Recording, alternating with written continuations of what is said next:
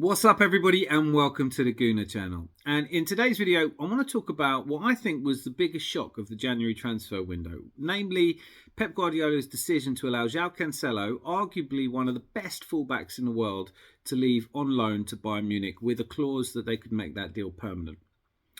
Now, Joao Cancelo, who signed for Man City in 2019, August of 2019, for what was then a record fee for a right back, if you include Danilo's transfer the other way, deal that's estimated to be worth around 60 million.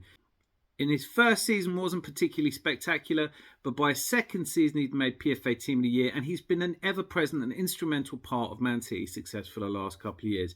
In many people's opinion, one of the best fullbacks in the world. Having signed from Juventus, where he played right back, he'd been at Valencia before that, where he'd actually even played right wing, and moved over to left back. This is an incredibly versatile defender who, in his last couple of years, has really what we now everybody is trendily calling the inverted fullback. But that position where he can occupy the midfield space and play comfortably on the ball, great distribution, as well as being a really strong defender. So it was baffling to me that he would be allowed to leave. But what had apparently happened is that after a disappointing World Cup, and with Pep Guardiola increasingly trying Nathan Ake out and wanting to try different players, he had apparently been found sulking in and around the training and not paying attention to the team talks. And when confronted about this, said that he didn't want to stay at Man City if he wasn't going to get if he wasn't going to be a regular starter. And Pep Guardiola, in what I think is quite typical for a great manager, said, "I make the rules around here and I pick the team and I won't be lectured." So he allowed Joao Cancelo to go to Bayern Munich. Since he's been at Bayern Munich, he said lots of great things, but it hasn't necessarily gone to plan. And that hasn't entirely been his fault. Obviously, the team that he joined was managed by Julian Nagelsmann and now is managed by Thomas Tuchel. They've been knocked out of the German Cup and, of course, beaten by Man City. A game in which, in the Champions League, a game in which the City fans apparently booed Joao Cancelo. So it's not looking like there is a route back to Man City. And as for continuing at Bayern Munich, well, there is a clause in the contract, in the loan agreement, that says that for 70 million, they can make that loan permanent.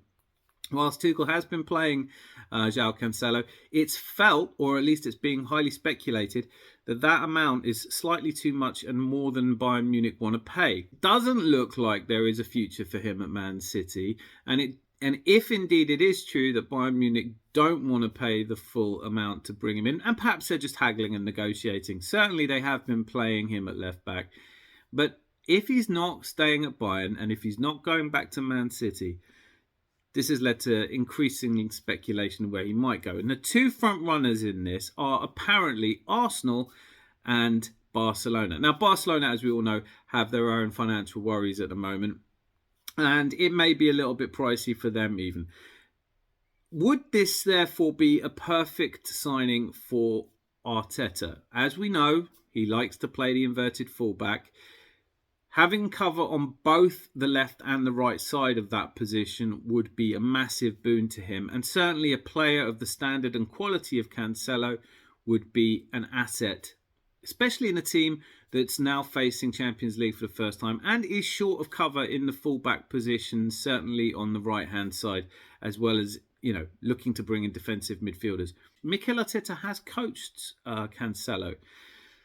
Is this a deal that you would do? Now, for me, it looks like a no-brainer, but I have to say, attitude, there's a little tingle of worry here for me. First of all, it'd be a big transfer fee, probably more than Arsenal really want to spend on these positions. We do, after all, have Ben White, who's played really well on the right-hand side, and we have Zinchenko. And if we are able to keep hold of Kieran Tierney, then there's going to be less requirement for Joao Cancelo to come in.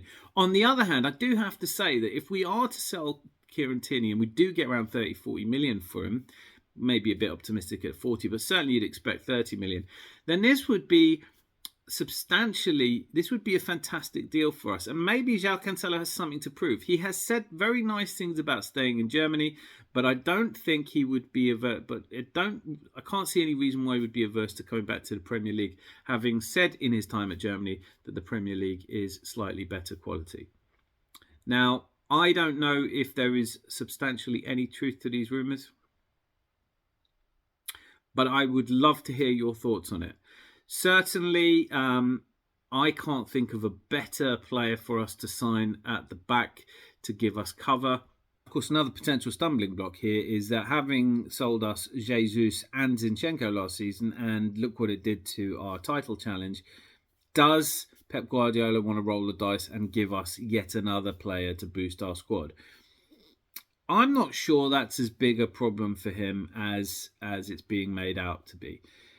First of all, it looks like they're going to win the league anyway, so what difference did it really make? And Pep's spoken about the transfers of those players and has said that he doesn't really want to stand in the players' way.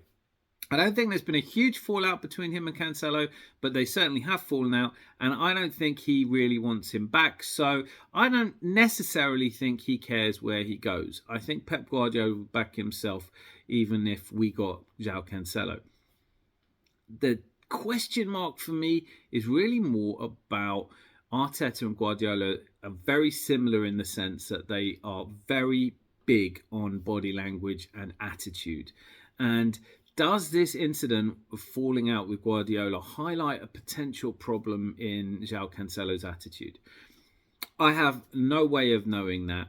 I think on balance, if this was my decision, I would be going hell for leather to sign Joao Cancelo, because I think that one of the criticisms of Zinchenko in recent weeks has been his loss of form, and I think that's largely because he feels that there isn't someone behind him. I would like to see Kieran Tierney start in the game against Brighton, just because I think if you don't let players know that they are droppable, then they start to develop those kind of bad habits, lazy habits. And for whatever reason, Zinchenko's form has not been as great. He has been immense for us all season, but when your form drops, you have to be replaced, just in the way that Jorginho replaced Thomas Partey. I would go for this. I'd love to know what you would do if the transfer fee is around 70 million. Is it just too expensive? Particularly if we are looking at bringing in a couple of defensive midfielders. You know, Declan Rice apparently being worth 120 million now, although I'm not sure how close West Ham will get to that. Let me know in the comments below if you think Joao Cancelo is a great signing, or if there's somebody out there you think would be a better signing than Joao Cancelo, given that he can play left and right back and right wing as well. And until I see you again, be lucky, lots of love.